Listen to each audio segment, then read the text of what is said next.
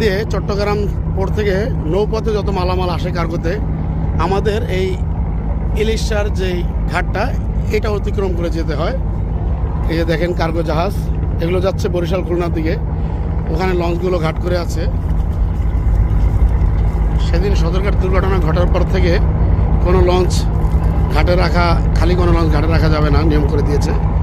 এই যে কার্গো যাচ্ছে, এটা হচ্ছে নোয়াখালী লক্ষ্মীপুর মধুচৌধুরী ঘাট থেকে ফেরি আমাদের ঘাটে আসতেছে।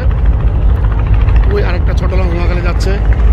এই যে ঢাকা থেকে এইমাত্র আসছে হচ্ছে গ্রিন লাইন 3।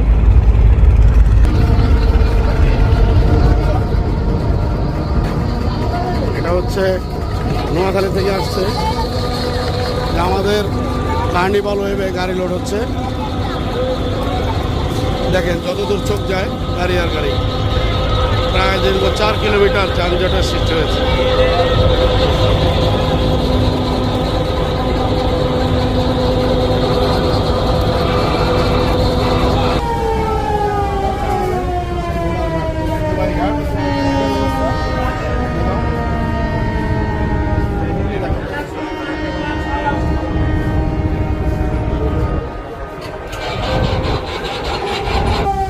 আমাদের কার্নিভাল ওয়েভের কারণে নোয়াখালী থেকে আগত ফেরি বেগম রোকেয়া আনলোডিং করতে পারতেছে না, যার কারণে পুরো রাস্তাঘাট ব্লক হয়ে আছে। তাই আমাদের ফেরি পুরোপুরি লোড হওয়ার আগেই একটু ব্যাক দেওয়া লাগতেছে যেন ওইটা আনলোড করতে সুবিধা হয়। দেখেন গ্রিন লাইন ঘাটে চলে গেছে, এগুলোর স্পিড কত, ক্যাটামেরান জাহাজ। আমাদের এই ঘাটটা প্রায় লম্বা 1 কিলোমিটার। ওই যে দেখতে পাচ্ছেন এটার পর আরো ঘাট আছে।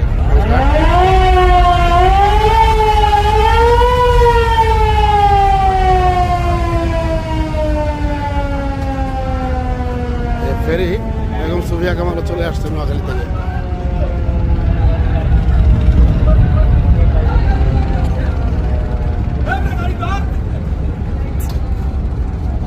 আমাদের ফেরি ব্যাগ দিচ্ছে, এখন এটা আনলোড করবে।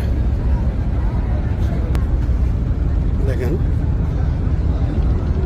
বেগম রোকেয়া সমত আমাদের এই ঘাটে, যেখানে আমাদের জাহাজ কার্নিভাল ওয়েভ ছিল, সেখানে আনলোডিং করবে, এবং সুফিয়া কামাল হচ্ছে দ্বিতীয় ঘাটে।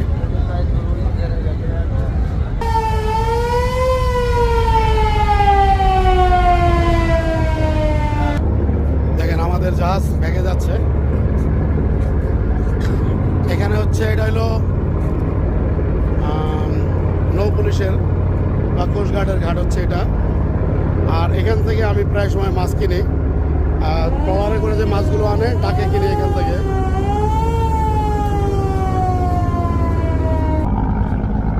আমাদের যে ইলিশা লঞ্চ ঘাট বা ফেরিঘাট, এটা এত একটা চমৎকার জায়গা যে এইটা দেখার জন্যই ঢাকা থেকে, চাঁদপুর থেকে, চট্টগ্রাম থেকে, নোয়াখালী থেকে, বরিশাল খুলনা থেকে অনেক মানুষজন এখানে, অনেক পর্যটক ঘুরতে আসে এবং এখানে ঘুরে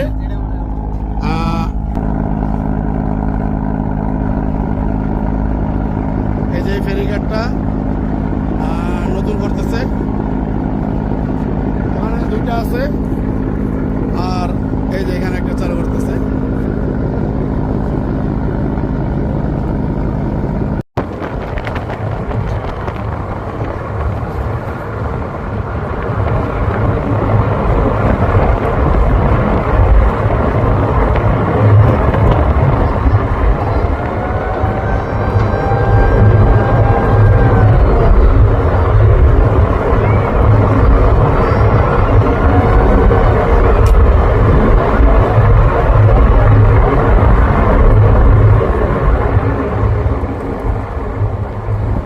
দেখেন এতক্ষণ আমাদের ফেরিটা ছিল ওই ঘাটে, ওইখান থেকে এখন ট্রাকগুলো লোড করে 3 নম্বর নতুন যে ঘাট ইলিশা ফেরিঘাট, এটা 16 নম্বর, এখানে চলে আসছে।